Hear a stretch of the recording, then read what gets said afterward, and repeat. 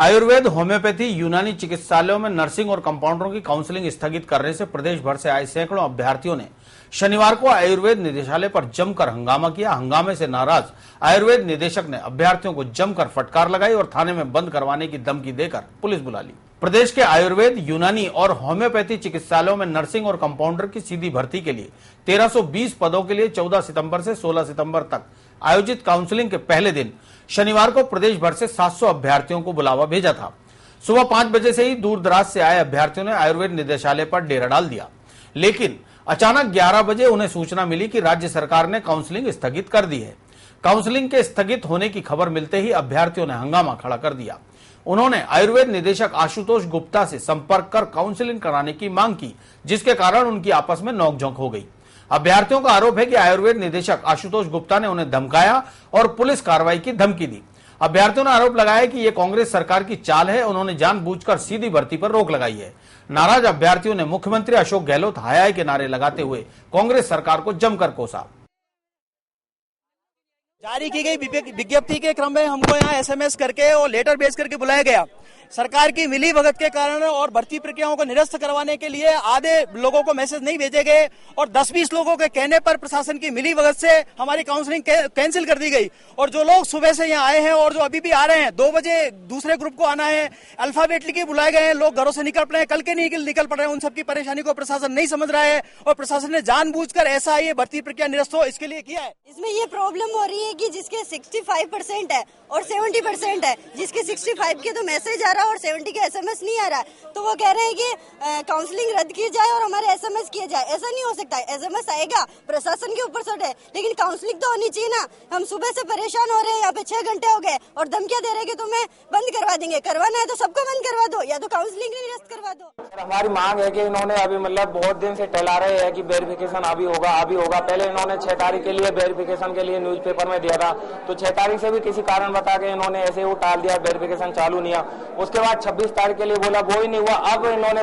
14 तारीख कंफर्म की, अभी सभी लड़कों को कॉल भी भेज दिए। तो जो इन्होंने कट ऑफ सर, हर डिपार्टमेंट में जो भी कट ऑफ होती है, लिस्ट जारी होती है, उसमें सार्वजनिक कर दिया जाता है आप कितने परसेंटेज है, आपको बुलाया जा रहा है। और जो आयुर्वेद में है, इन्होंने नाम और पिताजी का नाम लिखा है, कोई कट ऑफ जारी नहीं की, इसलिए भ्रष्ट है बिल्कुल। और हम मेरे 70% है, मेरे नीचे 65% वाले के सिलेक्शन है, उन्होंने बुला लिया है, कॉल लेटर भेज दिया गया मोबाइल से कि आप आ जाओ और आपका वेरिफिकेशन है, और मैंने नहीं भेजा है। आयुर्वेद निदेशक ने बिगड़ते हालात देखकर कृष्णगंज थाना पुलिस को मौके पर बुला लिया। पुलिस ने समझाइश कर मामला सुलझाना चाहा, लेकिन अभ्यर्थी अपनी मांगों के समर्थन में डटे रहे।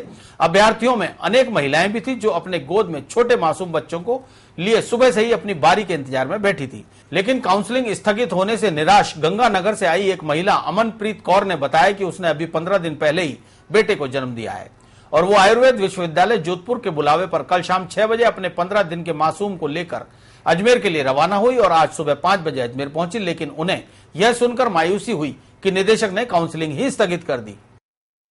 हमें काउंसलिंग के लिए बुलाया गया था और हमारे पास मैसेज भी आया था, हम पूरी तैयारी के लिए। अभी ये सिर्फ 15 दिन किया और हम इतने परेशान हो रहे हैं। किस तरह से यहाँ पर आके परेशानी उठानी पड़ी और अब क्या जवाब मिला? इतनी गर्मी में बच्चे का हाल देखो क्या हो रहा है। सबसे बड़ी परेशानी तो यही होती है ना, बच्चों के कारण बहुत ज्यादा दिक्कत आती है। अभी क्या जवाब मिला आपको?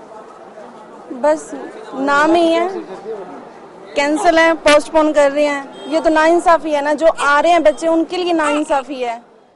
इस बारे में आयुर्वेद निदेशक आशुतोष गुप्ता ने सफाई देते हुए कहा कि यह सारी प्रक्रिया आयुर्वेद विश्वविद्यालय जोधपुर द्वारा की गई है, जो भर्ती प्रक्रिया की नोडल एजेंसी है। आज कुछ अभ्यर्थियों ने आपत्ति दर्ज करवाई कि माननीय उच्च न्यायालय के निर्देश की अटेम्प्ट्स वाले अभ्यर्थियों को 15 सितंबर तक मार्कशीट ऑनलाइन देनी थी, फिर काउंसलिंग का समय 14 सितंबर क्यों रखा गया।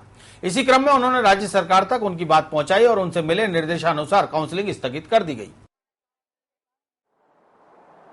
यहाँ जो अभ्यर्थी उपस्थित हुए, उन्होंने कुछ अपनी आपत्तियां उन्होंने दर्ज करवाई और उनमें सबसे पहली आपत्ति यही थी कि चूंकि जो भी माननीय उच्च न्यायालय के निर्देश हैं, उनके अनुक्रम में जो भी अटेम्प्ट्स वाले कैंडिडेट्स हैं, उनकी जो मार्कशीट है वो 15 तारीख तक रात्रि 12 बजे तक ऑनलाइन उन्हें सबमिट करनी थी और जो काउंसलिंग का समय है वो 14 तारीख को क्यों रखा गया।